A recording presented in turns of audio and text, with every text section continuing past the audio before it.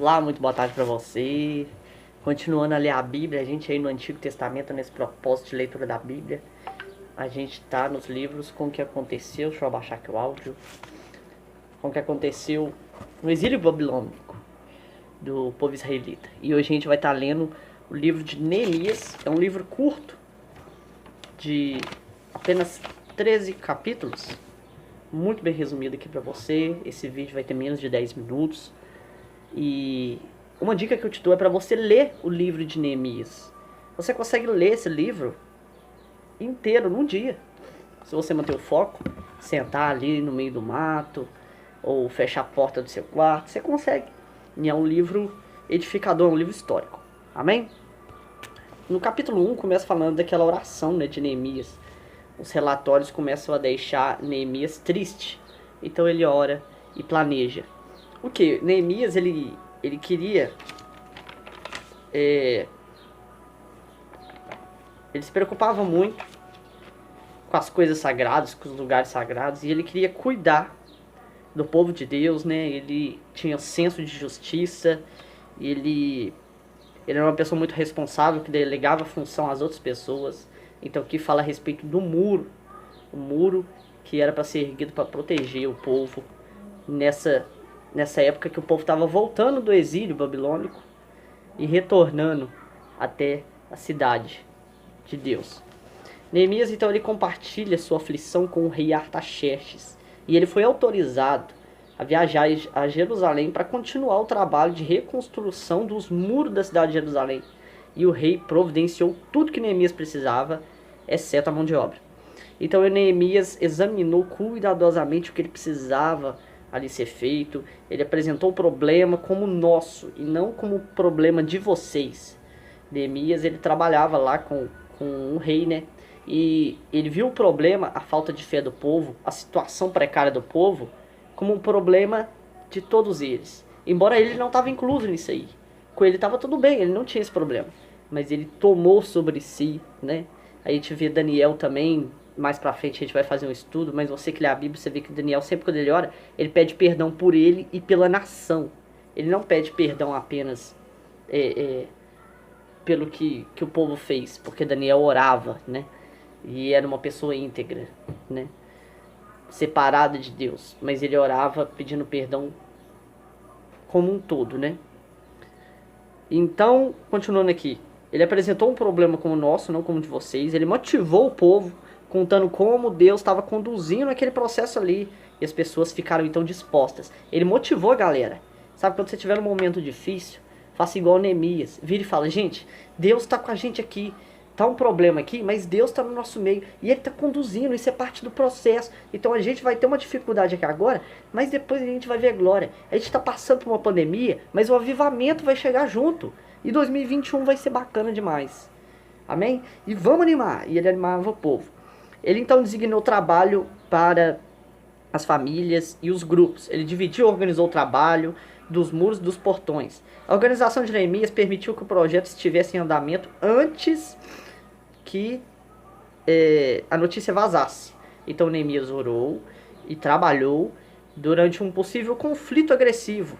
Neemias ele colocou guardas ali para proteger também, né? As ameaças continuavam e Neemias armou todo o povo e dividiu eles em turnos para trabalhar. É aquela famosa cena, né, que eles trabalhavam com uma mão carregando a pedra e com a outra segurando a arma. Foi um momento muito difícil de reconstrução ali dos muros, né? A escassez de alimentos levou pessoas a empréstimos e taxas altas de juros. E Neemias então enfrentou os ricos que estavam se aproveitando e exigiu que eles parassem com isso. Ele próprio, que tinha direitos como governador, Neemias era governador, igual eu te falei aí, ele pagava do próprio bolso as despesas deles, né? E convenceu os nobres a devolver as propriedades dos pobres. A oposição então descobriu que a forma de acabar com as construções era parar Neemias. Ele era o líder ali, né? E eles tentou atrapalhar ele, né? Atraindo ele para uma reunião longe da cidade. Sim, em 5 oportunidades isso. E ele recusou. Então eles usaram um traidor interno lá dentro. E também não funcionou. Então a obra foi concluída em 52 dias. né? Muitas vezes o inimigo vai tentar te atacar dentro, internamente. Eu quero usar uma historinha aqui historinha não, porque foi algo real. Em uma igreja muito poderosa aí no exterior, ela estava crescendo muito em número, crescendo muito em unção e abençoando famílias ali, e estava crescendo, estava se expandindo, famílias e aquela coisa. Satanás enviou mensageiros deles, né, satanistas, para invadir essa igreja. Eles entraram lá, e não só entraram naquela igreja, como fizeram parte. Eles foram membros daquela igreja. E então, um certo dia, o pastor de muita unção, ele percebeu, olha, aqui dentro da nossa igreja tem satanistas, pessoal. E vamos ungir todo mundo, agora com óleo, e aí a gente vai trancar tudo. Trancaram tudo e aí os caras começaram a ficar nervosos. E agora o que nós faz? Quando forem ungir eles iam manifestar, né? E aí, o que a gente faz? O que a gente faz? E aí o líder deles, que estavam lá dentro, um dos líderes, falou, olha gente, o negócio é o seguinte, vocês passam, quando for receber a unção, naquele obreiro ali, ó, porque ele tá com a brecha aberta. Ele tá pegando dinheiro do caixa do Senhor. Então vocês passam lá. Resumindo, uma brecha. Resumindo, eram pessoas infiltradas internamente. Lobos vestidos de ovelhas, né? Disfarçados de ovelhas. Voltando aqui. Capítulo 7. O nome de Anani, né? Foi levantado como maioral no castelo de Jerusalém. E é falado da lista dos exilados que retornaram para Jerusalém. Isso no capítulo 7. Esdras se juntou a outros líderes para a leitura bíblica da lei. E Neemias e outros levaram o povo a reconhecer o dia como celebração e não como choro. Um dia de alegria, não de tristeza. As pessoas então se reúnem para arrependimento nacional e é feita uma linda oração. Arranjos para o serviço do templo, apoio aos que serviram no templo de Deus, e eles juraram fidelidade. Isso está no capítulo 10. Capítulo 11 fala a lista dos nomes, das funções e a genealogia dos israelitas que se estabeleceram em Jerusalém. Uns voluntários e outros eleitos. Fala também da genealogia de levitas, sacerdotes, né? E da consagração dos sacerdotes e do louvor, e que era para ser entoado um louvor de alegria, de celebração, né? Capítulo 13 é o último capítulo de Neemias.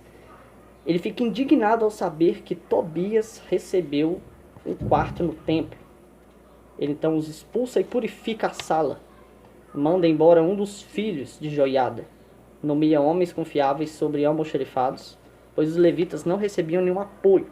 Ele interrompe o comércio que está correndo no sábado e repreende os israelitas por serem desobedientes e por se casarem com mulheres estrangeiras, né? Eu quero destacar aqui o capítulo 8, verso 10. Fala que a alegria do Senhor é a nossa força. Capítulo 13, versículo 8. Em vez de darem água e comida aos israelitas, eles tinham contratado Balaão para invocar maldição sobre eles. Porém, Deus transformou maldição em bênção. E quero focar aqui mais um tema, Neemias 9, capítulo 16. Diz assim, mas os nossos antepassados se tornaram orgulhosos e teimosos e não quiseram obedecer aos teus mandamentos. Isso é o que? Herança hereditária que tinha ali no povo de Israel e às vezes tem na sua família. Às vezes você vem de um costume, de algo que não está segundo retamente a palavra de Deus e você simplesmente segue porque seu pai, sua mãe, seu avô seguiu, e se não está de acordo com a palavra, está errado. E é preciso você renunciar isso, né? Às vezes a nossa família vem de um histórico de sofrimento na área financeira, e aí o vô quebra, e aí o filho quebra, e aí o neto quebra. Você tem que repreender esse espírito. E às vezes você vem de uma família que vem com herança hereditária de idolatria, ou vem com herança hereditária de fúria, ou por aí vai, diversos problemas, e tudo isso você tem que repreender. Você tem que parar na sua geração isso, né? E ver se realmente isso é algo ruim da sua família, né? E para você consultar isso, é só pela palavra de Deus. Ela não falha, é igual ao amor de Deus. Amém? Deus te abençoe. Eu acho que foi mais de 10 minutos aí. Espero que você tenha entendido. Lê o livro de Neemias mesmo. Lê o livro de Neemias mesmo, igual eu falei. No único dia, é só se sentar ali, 40 minutinhos você lê. Amém? Deus te abençoe nesse estudo.